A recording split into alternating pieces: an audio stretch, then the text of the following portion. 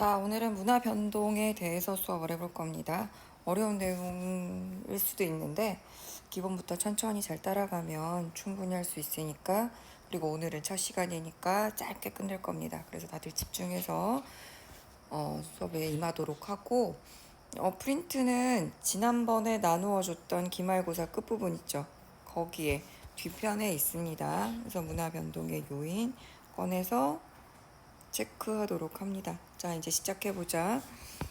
자, 문화는 끊임없이 변동하고 있죠. 변한다?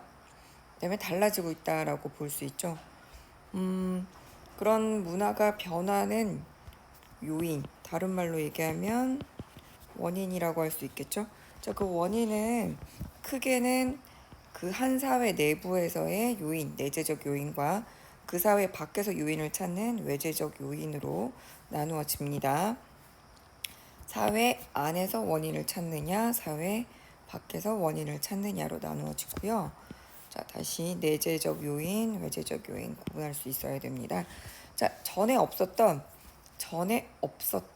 아예 새로운 문화 요소를 만들어내는 거, 현미경, 컴퓨터 등과 같이 또 뭐가 있을까요? 바퀴? 교과서에는 지금 바퀴가 나와 있습니다. 이런 것들이 만들어지는 것을 우리는 발명이라고 이야기를 하고요. 자, 이미 존재하고 있었지만 알려지지 않았던 문화 요소를 찾아내는 거. 자, 찾아내는 게 바로 뭘까요? 몰랐던 거. 세균, 바이러스, 불, 그다음에 또 뭐 페니실린, 석유 이런 것 다 옛날부터 존재했는데 우리가 몰랐던 거잖아요. 자, 그런 것들을 찾아내는 것을 우리는 발견이라고 표현을 합니다. 발명과 발견은 있던 걸 찾았느냐 아니면 아예 새롭게 만들어냈느냐, 이렇게 구분을 지으면 되고요. 자, 외재적인 요인이라는 것은 한 사회가 기본으로 여기 A라는 사회가 존재하고 그 사회 안에서 생기는 것이 아니라 외부로부터 B사회 또는 C사회 등 다른 사회로부터 요인에 의해서, 다른 사회로의 영향으로 인해서 문화가 달라지는 것을 외재적 요인에 의해 문화가 변동되었다라고 표현을 하고요. 자, 그 과정을 우리는 뭐라고 부르냐면 전파라고 부릅니다. 자, 이 전파는 크게 세 가지로 나누어집니다. 사람들이 직접 접촉해서, 여기서 포인트는 사람입니다. 사람이 직접 물건을 전달해 주거나 사람이 직접 만나서 이야기를 해주는 것을 우리는 직접 전파라고 부르고요. 또는 사람이 아니라 그 사람이 만들어 놓은, 쉽게 얘기하면 매개체, 대중 매체를 통해서 전파가 되는 경우는 간접 전파. 직접 전파와 간접 전파를 구분하는 것은 사람이 전달했느냐, 사람이 아닌 다른 것이 전달했느냐에 따라서 직접과 간접으로 나누어지고요. 그다음에 시험 문제 제일 많이 출제되는 것은 바로 요 녀석. 요게 제일 많이 출제가 됩니다. 다른 사회 문화 요소로부터 무엇을 받아? 자극을 받고 아이디어가 전파되어 새로운 문화 요소를 만들어 내는 현상. 쉽게 얘기하면 교과서에 보면 무슨 예가 제일 많이 나와 있냐면요. 교과서를 한번 보여줄게요. 잠시만. 자, 교과서를 보면 얘가 또 왜 넘어갔냐?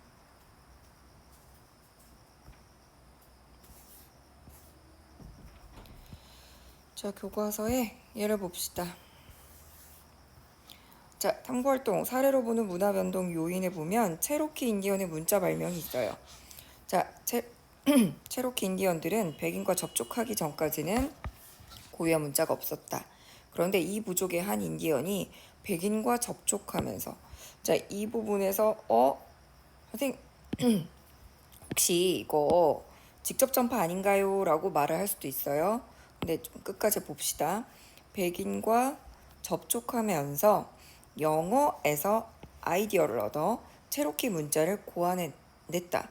그는 영어에서 극히 일부의 알파벳을 따왔고 다른 것들은 변형시켰다. 심지어 영어를 쓸 줄도 몰랐지만 이것들로 체로키 알파벳을 만들었고 체로키족은 문자를 가지게 되었다. 자, 여기 옆에 체로키 문자로 쓰인 표지판을 보세요. 여기 CEDARST. 그 다음에 여기까지는 우리가 보던 알파벳이잖아요. 근데 밑에 요런 번데기 그림, 그 다음에 S도 뭔가 모양이 다르죠? 요런 글자는 심지어 존재하지 않는 글자잖아요. 여기도 그쵸? 자, 이게 바로 뭐라는 거예요? 영어를 갖다 쓰긴 썼지만 그 영어 알파벳을 통해서 체로키 부족의 새로운 언어를 뭐 했어요? 만들어냈으니까 발명이 되겠죠. 자, 발명을 해냈다. 는 것에서. 자, 영어 이런. 왜 이럴까요? 왜 이러지? 안 되겠다. 오케이. 굿. 자, 영어 알파벳에서 자극 아이디어를 얻어서 체로키 부족의 문자를 발명해 냈다는 것에서. 이게 바로 무슨 사례라고요? 우리가 제일 많이 배우는, 제일 중요하게 생각해야 되는 자극 전파의 사례입니다. 자, 그래서 여기 빈칸에는 무엇과 무엇의 결합이라고 할까요? 자극 전파는 바로 이거 뭐라고 해야 되지? 갑자기 헷갈리네. 아이디어와 뭐지 이거? 내가 적어놓고도 왜 모르겠지? 아이디어와 이거 여기 빈칸 비워놓을게요. 우선 좀 더 찾아볼게요. 여기 잘못 쓴 것 같은데. 자, 자극 전파까지 중요하니까 잘 기억해 놓도록 하고요. 여기 밑에 1, 2, 3, 4, 5번 빈칸을 한번 채워볼까요? 선생님 10초 정도 시간을 줄 테니까 본인들이 직접 해봅니다. 정지 버튼 눌러놓고 빈칸을 채우고 넣어봅니다. 자, 빈칸 정지했다 생각하고 했을 거라 믿어요. 봅시다. 다른 나라 기성 종교의 교리와 체계를 응용하여 신흥 종교를 창시한 사례. 자, 다른 나라의 종교와 교리를 응용해서 신흥 종교를 만들었대요. 종교라는 건 원래 존재하던 걸 찾아내는 게 아니죠. 자, 다른 나라의 것, A 사회에서 B 사회의 것을 얻어와서 새로운 것을 만들어냈으니까 얘는 자극 전파에 해당되고요. 자, 한류 드라마의 인기로 한국어를 배우려는 외국인이 늘어난 사례는, 자, 여기 보세요. 사람이 직접 전해준 게 아니죠. 한류 드라마라고 하는 매개체를 통해서 한국어를 배우고자 하는 것은 간접 전파에 해당이 되고요. 자, 독일에서 구텐베르크가 인쇄 기술을 만들어 자국 내에 지식 보급에 기여한 사례는, 인쇄 기술이라는 건 기존에 존재하던 게 아니잖아요. 그래서 이것은 발명에 새로운 것을 만들어냈으니까 해당되고. 자, 서아시아 지역에서 종교의식에 사용되던 커피가 유럽에 전해져 일반인의 기호품으로 대중화된 사례는, 요거 뭐에 해당될까요? 커피라고 하는 것은 물질이잖아요.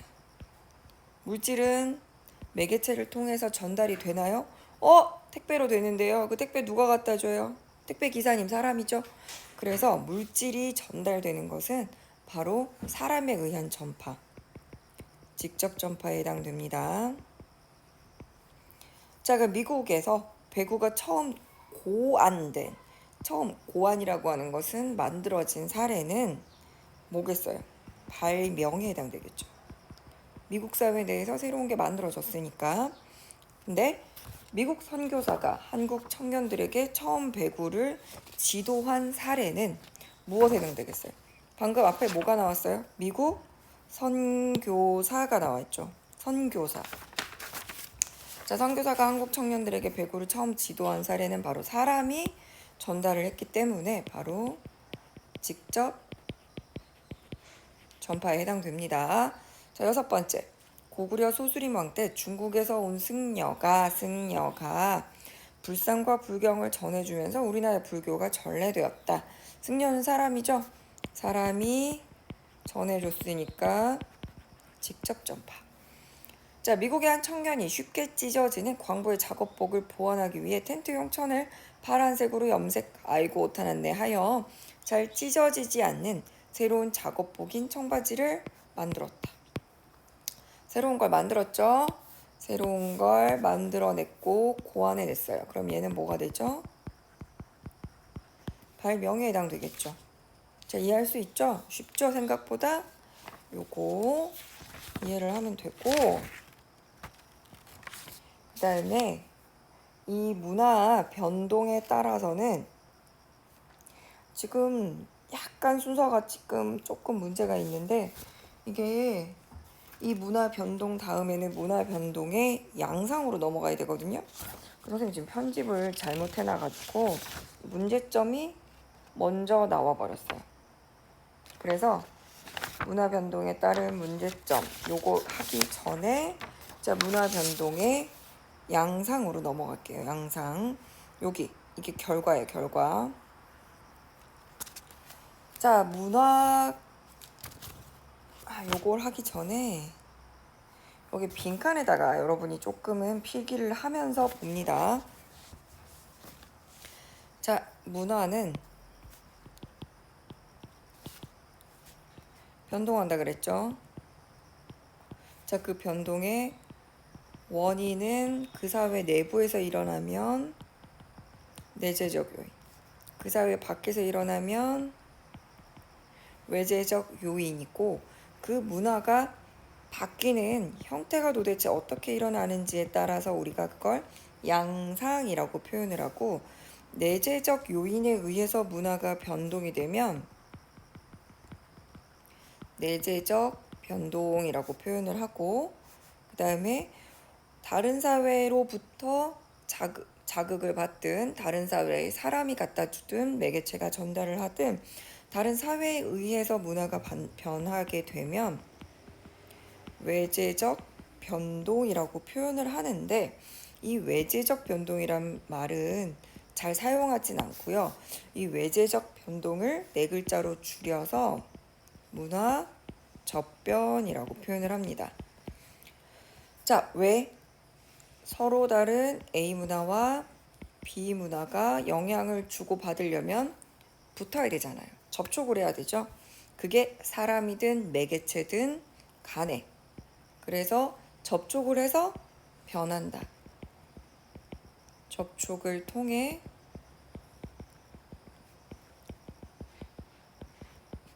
변화함이라고 해서 줄여서 접변이라고 표현을 합니다. 자, 기억합니다. 다시 문화 접변은 무엇을 뜻한다?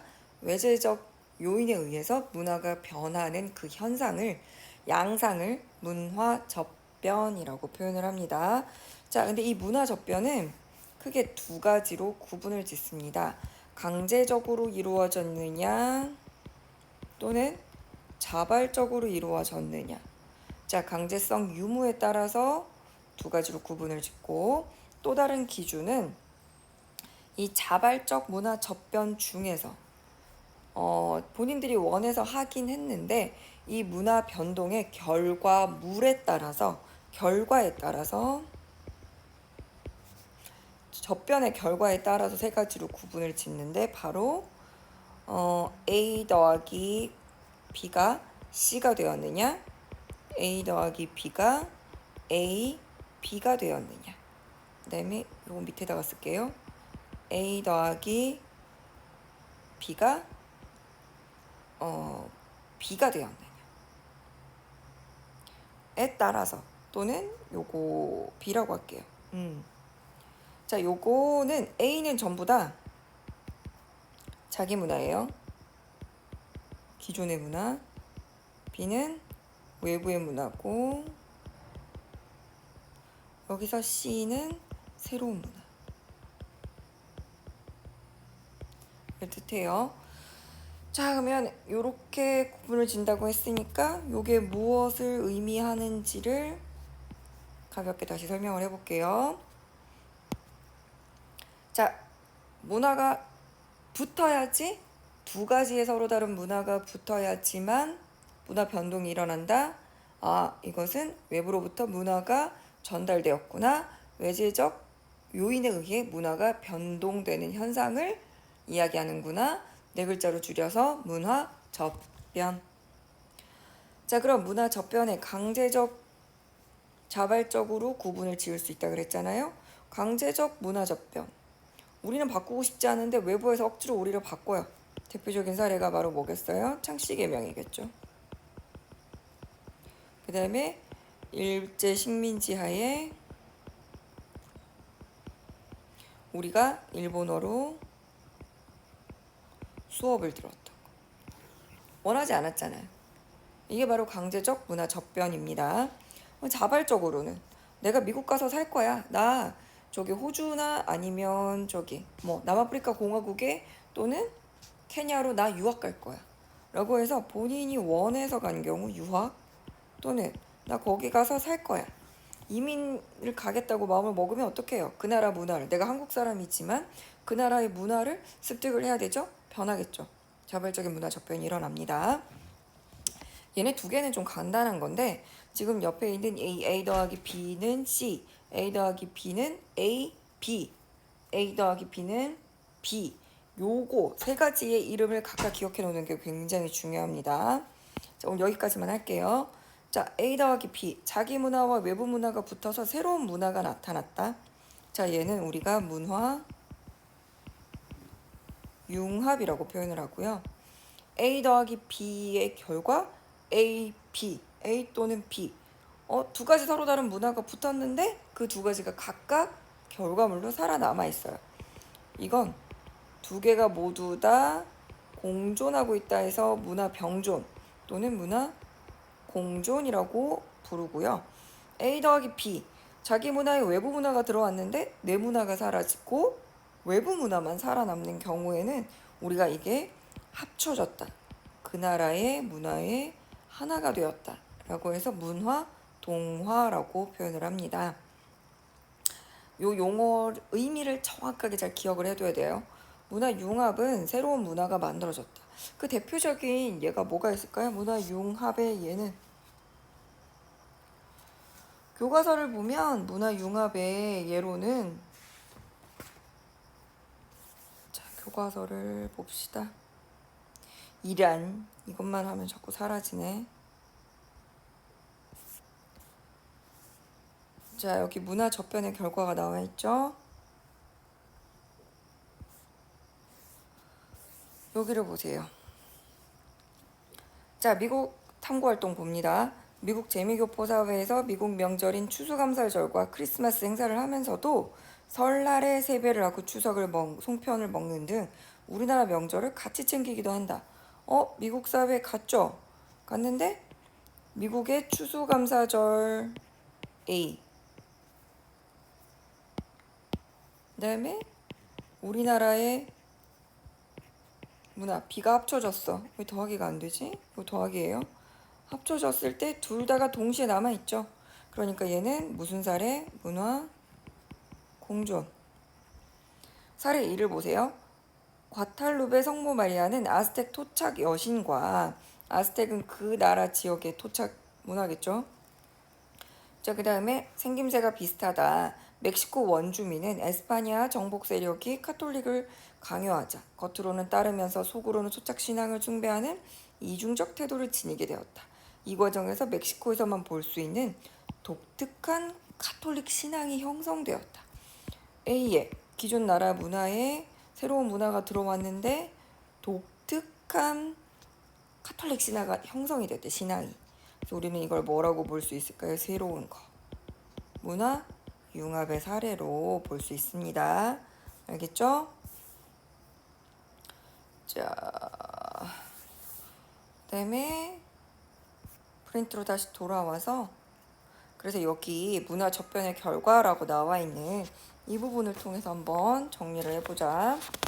자, 땡땡의 사례는 서양의 결혼 예식과 전통 패백 의례가 결합된 현재의 한국 결혼식을 들 수 있다. 요거 많은 학생들이 문화 공존의 예로 볼 수도 있는데 이건 실제로 문화 융합의 사례예요. 왜? 서양의 결혼 예식, 전통 패백 의례가 결합돼서 새로운 형태가 나타나는 거예요. 어떤 사람은 서양 예식만 하고 어떤 사람이 전통 의식만 한다면, 예식만 한다면 그건 문화 병존의 사례로, 공존의 사례로 볼 수 있지만 우리는 이 두 가지를 동시에 하는 새로운 형태의 결혼 문화를 만들어냈기 때문에 얘는 문화 융합의 사례로 볼 수 있고요. 자, 문화 동화는 자발적이 아닌 강제적 문화 접변에 의해 나타난다. 요건 조금 헷갈릴 수도 있는데 물론 강제적인 접변에 의해 나타나기도 하지만 아까 봤잖아요. 크리스마스도 하고 설날도 챙기고 그래서 자발적인 경우에 나타납니다. 자, 그 다음에 문화 접변 후에도 자문화 요소가 유지되고 있다. 이건 뭘까요? 바로 자문화 요소가 유지되고 있죠? 문화 공존의 사례고요. 자, 문화 공존과 문화 동화의 경우 문화 융합과 달리 외래 문화 요소를 수용하였다. 이 부분은 맞을까요? 틀릴까요? 틀렸지. 왜 틀렸어? 문화 융합, 문화 공존, 문화 동화 전부 다 외래 문화 요소를 수용함으로써 외래 문화 요소와 붙음으로써 생기는 현상이기 때문에 X. 자, 문화 융합이란 외래 문화 요소에서 영감을 얻어 새로운 문화 요소를 만들어내는 것이다. 영감, 자극을 얻어내는 것은 자극 전파였죠. 틀렸어요. 자, 문화 공존의 사례로 전통적인 온돌 문화와 외래의 침대 문화가 혼합되어 돌침대가 만들어진 거. 이거 새로운 형태가 만들어진 거기 때문에 얘는 문화 융합의 사례입니다. 자, 그 다음에 무엇은 문화 고유의 정체성이 남아있다. 자, 문화 공존과 문화 융합의 구분 기준은 요거 잠깐 문제 다른 거예요. 각각이. 자, 고유 문화의 정체성이 남아있는 것은 융합과 공존에 해당되고 동화는 사라졌기 때문에 고유 문화의 정체성 남아있지 않습니다. 요거 잘 나와요. 문화의 정체성이 남아있느냐 없느냐 여부.